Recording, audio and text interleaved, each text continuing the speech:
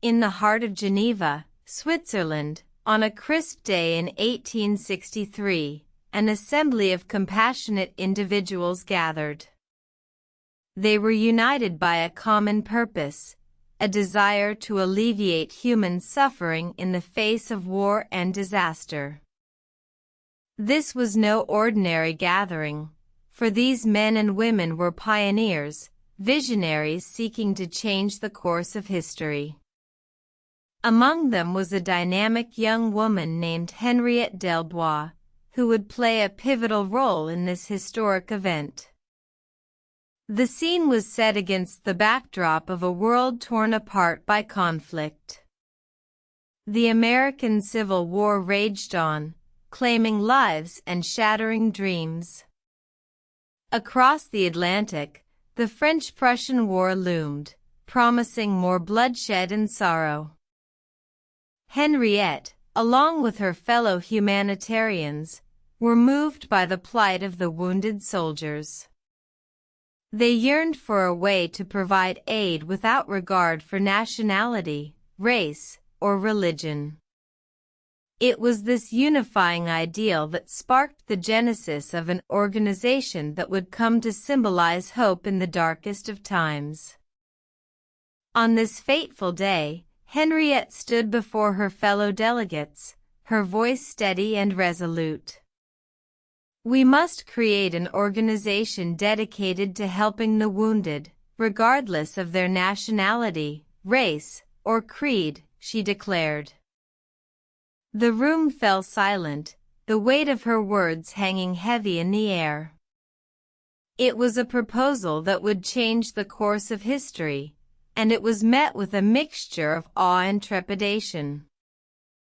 One man, a Swiss businessman named Jean-Henri Dunant, was particularly moved by Henriette's words.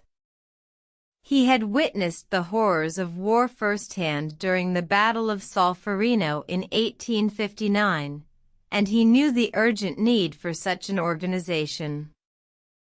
Dunant took up Henriette's cause, working tirelessly to draft a plan for an international humanitarian organization. He sought the help of prominent figures such as Gustave Moynier, a Geneva lawyer, and Louis Appia, a Swiss physician.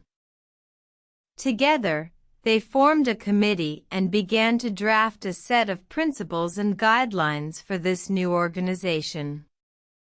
They sought to create a beacon of hope in a world consumed by war, a symbol of humanity's capacity for compassion in the face of chaos. On August 26, 1864, the Geneva Convention for the Amelioration of the Condition of the Wounded in Armies in the Field was signed. It was the birth of the International Committee of the Red Cross, ACRC, an organization dedicated to providing humanitarian aid to those in need, regardless of their nationality, race, or religion. The Red Cross would go on to become a symbol of hope, a testament to humanity's capacity for compassion in the face of adversity. It would provide aid to millions of people, saving lives and alleviating suffering in times of war and disaster. And so, on that fateful day in 1863, a group of compassionate individuals gathered in Geneva, Switzerland.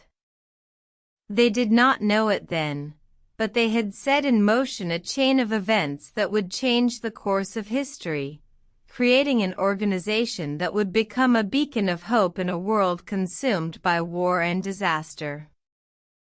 The Red Cross, born from the hearts and minds of those who dared to dream of a world where compassion and humanity triumphed over chaos and suffering, stands today as a shining example of what can be achieved when people come together in the pursuit of a common goal.